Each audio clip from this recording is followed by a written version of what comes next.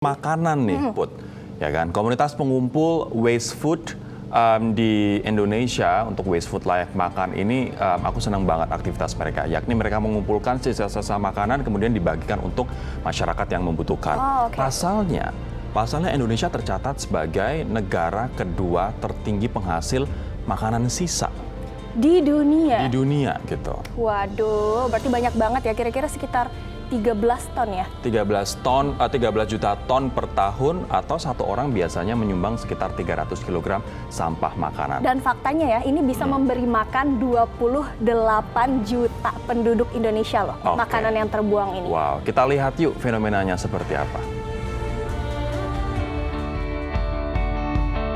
Inliners, kasih salut dulu nih buat komunitas pengumpul makanan sisa atau waste food di Surabaya, Jawa Timur. Para anggota Garda Pangan ini konsisten mengumpulkan makanan sisa layak konsumsi, juga makanan yang hampir habis masa kadaluarsanya untuk dibagikan kepada fakir miskin. Inisiasi gerakan Food Bank ini tidak hanya bertujuan mengurangi sampah makanan loh, tapi juga berniat membuat kaum miskin kota terbebas dari rasa lapar. Sejauh ini sudah ada 230 relawan lepas yang ikut bergerak Inliners. Nah, ada sebuah program unik yang mereka lakukan bernama Food Rescue.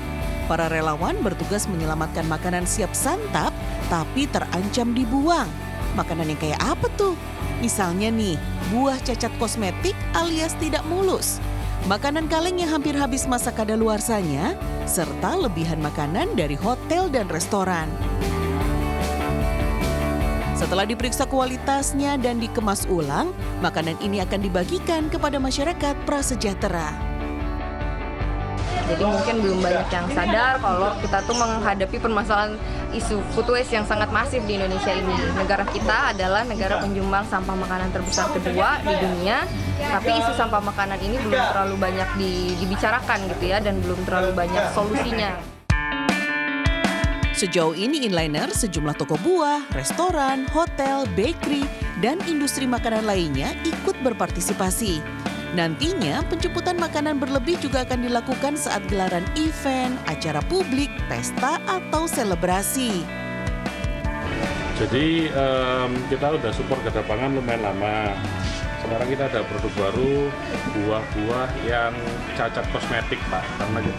Karena dari pembelian customer kita, mereka minta yang perfect. Lalu, siapa ya yang menerima bantuan pangan ini? Hanya keluarga yang benar-benar membutuhkan dan tergolong prasejahtera saja yang berhak menerimanya, Inliners.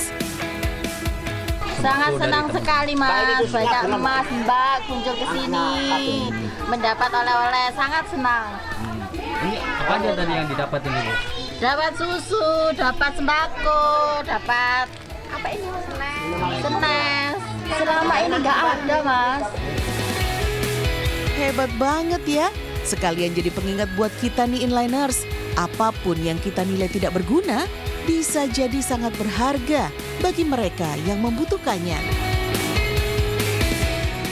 Senang banget ya lihatnya, ternyata makanan yang sisa tapi masih layak pakai ini tidak terbuang dan diberikan kepada orang yang membutuhkan. Jadi tidak ada yang sia-sia. Salut banget untuk Garda Pangan, dan juga ada satu komunitas, ini temanku yang bikin, namanya Hunger Bank.